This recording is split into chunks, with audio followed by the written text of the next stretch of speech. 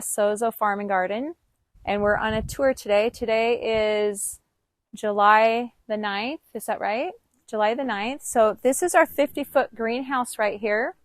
And inside of here, the peppers over there are sweet peppers, and they're shaped a little bit long and narrow, like what you find at the smaller peppers at like what you might find at Costco.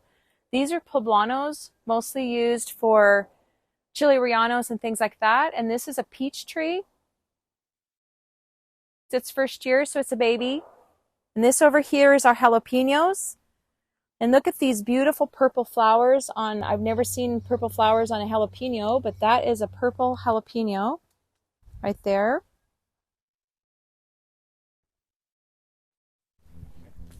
And this over here is tomatoes. And you might notice that they are growing up a string that has a pulley at the top of it.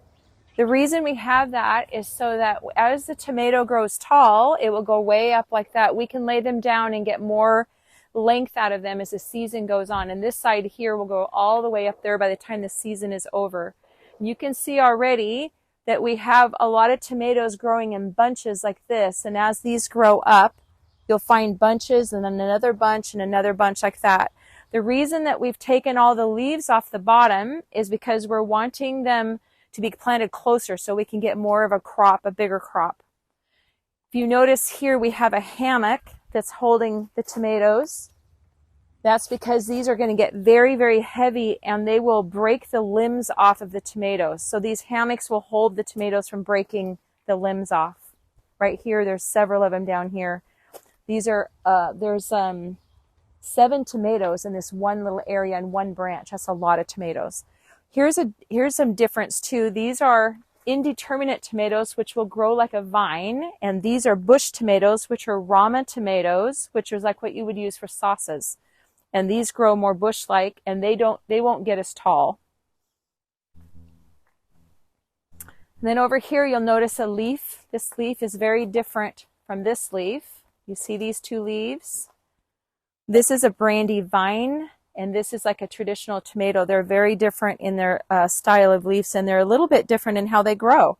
But I don't like these as well.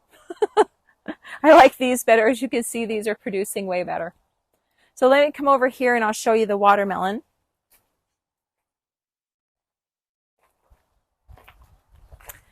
This is our ground cherry plant. And we already have ground cherries growing. Here's one right here. And as those turn a light yellow, we'll be able to harvest those. And that plant will get probably twice that big. It's going to get very large. These are more pepper plants here, jalapeno plants. And that's a watermelon right there. And that's a watermelon. We don't have any baby watermelons yet. We just have flowers. And this is a cantaloupe here.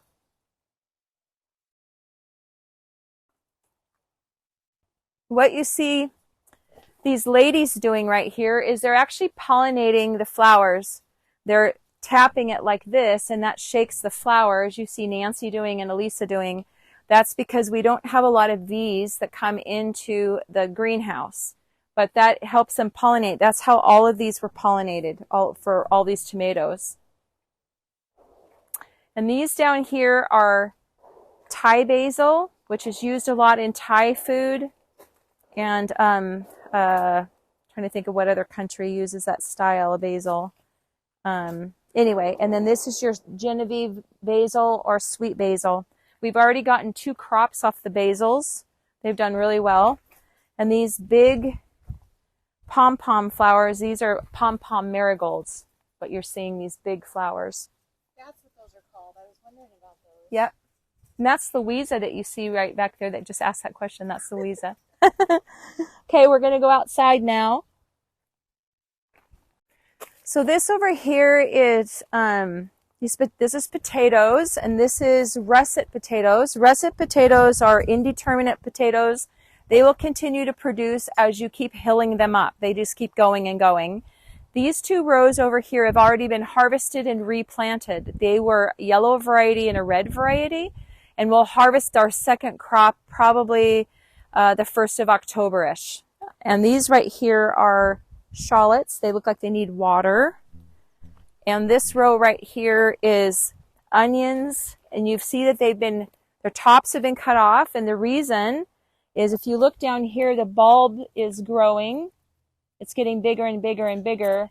And because of our weather that we've had, they keep wanting to bolt and go to seed, meaning that they're done growing. So by cutting their tops off, it tricks them into keeping growing and the bulbs getting bigger.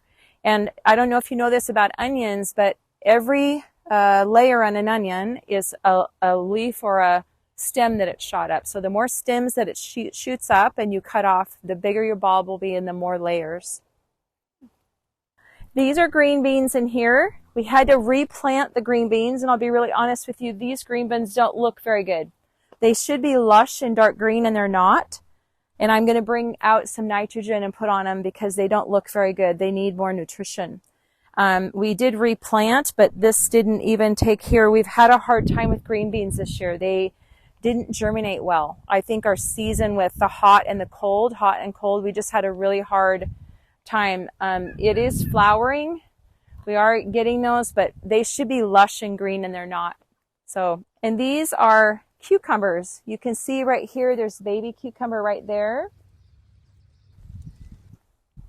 These are all cucumbers along here. We've already harvested maybe about nine cucumbers, I think, off of here. And these are squash and cucumbers along here. And they do look pale, but if you look at these new leaves, they're looking better. It's these ones that look pale, and I'm not 100% sure. The new growth in there looks good. I think that there was a period of time where it didn't get enough water. That's why the leaves are, here's a nice, big, beautiful flower right there. That's good. So it's going to set fruit soon. What kind of cukes do you have? Pardon? What kind of cukes do you have? Cucumbers. We have different kinds. We have lemon cucumbers, we have pickling cucumbers, and we have English cucumbers. Okay. Yeah. So this is our peas. This right here would be what you would stir fry with. It's very tasty. And then we have, if you guys can find one that's full. Lance did a really good job picking these. If you notice, these peas look a little yellow down here. That's because these peas are dying. They have served their time. There's no flowers left. Here's a pod with peas in it. This is the last of it. This is the last of the peas. Peas are a cold weather crop. They do not like the heat. And they are done. They are just done. So we're going to be ripping this row out and giving it to the goats soon. And then these squash that are here, they'll fill in this area and maybe run up this fence too. And then this will just be squash and cucumbers here. Okay, this is a carrot row. These carrot rows are about 24 feet long and they're about 2 feet wide. And what we do with the carrots is we just thin carrots as we go along so that the carrots that are small when they start, we keep pulling them out and using them. And right now they're about the size of our little finger. So they're really good for salads. And then if you look right here, here's a carrot right here that is good size. You can see the tops of these 2 carrots right here that are exposed. And they're good sized carrots. They're probably, I don't know, maybe 1.5 inches across. So by the time the season's over, we'll have thinned these out, but not wasted any of the carrots. We'll use them as we thin them out. And then the new ones that grow up and they have more space to get bigger and bigger, then we'll be able to harvest them at the end of the year and have a lot of really good juicy carrots. This bed over here is a potato bed. We just harvested all of the potatoes out of this bed on Friday. And we got a total of 240 pounds of potato between this bed and those 2 rows over there. And these were red potatoes, and we just replanted this bed, and it now has yellow potatoes in it. Okay, and then this is more cucumbers over here, and these are beets. These are called cylinder beets. They're not shaped round like a normal traditional beet. They're more like a cylinder, and I thought they'd be fun to try because I think they would be good in a jar for like pickling beets. But these are beets, and you'll see here, this is a drip tape right here, and then we have them in all of our beds. That's what we water with so that we don't waste water. And this down here is parsnips. And parsnips are like, they look like carrots, but they're white and they have kind of a creamy texture, and they're kind of a sweet a little bit. And these are more cucumbers over here. So this right here is sweet potatoes in here. And if you notice, it's sunny out, but we have this covered, and that's because sweet potatoes love heat. They like lots of heat. And these sweet potatoes have struggled because we haven't had a lot of heat, but they're just now taking off. So we're excited, thinking we might get something out of them. And this right here is dill. It's already gone to seed, so we'll have some dill seeds soon. And then I'll take you over to our square garden bed over here. This is this is fennel. This is fennel right here. And fennel tastes a little bit like licorice. And the bulbs down there are often used for cooking stir fries, but we're going to let this go to seed because the seed in fennel is used a lot in Italian sausage. So you can either harvest the seed and dry it, and then you can have it all winter to put in your meat, like any of your Italian dishes are great with fennel seed in it. And this over here, we planted potatoes in here. They're not up yet, they're new. And these are flowers in here. And this is, I think, a zucchini or a summer squash. All of these squash along this row right here are zucchinis or yellow crookneck squash. And then you'll see tomatoes. Those are Romas. Remember in the greenhouse I talked about indeterminate and determinate tomatoes. And the indeterminate tomatoes are the ones that are like vines, and the determinate ones are like these. They grow in bushes, and that's the Romas, the sauce tomatoes. And on the other side of that, let me walk over there.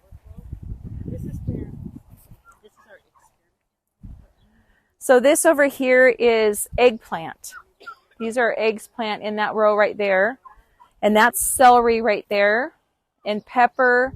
And I think we have lavender there. And then these are onions on the other side over here that we also took the tops off so that it would grow bigger bulbs. So you see how this bulb is already getting good sized.